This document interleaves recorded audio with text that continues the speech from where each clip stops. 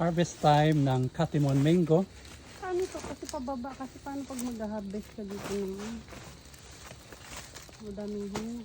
Madali na lang yan. Madali na lang yan. Yun o. Sumayad na sa lupa. Ang bunga. Nahulog na. Ayan. Sumayad. Tapos iyon na insekto. Huwag mo nang sprayan sa kanilang pag malaki na. Ang ganda ng taga-harvest. Alain mo.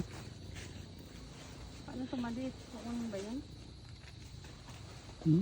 Ha? Oh.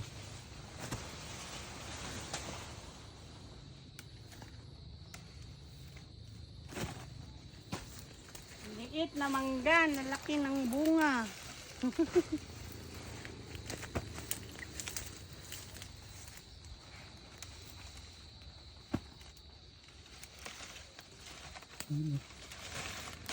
Ay. Hindi mo na kailangan ng pansungkit. Dapat naka-ready lang yung pansungkit. Pang props.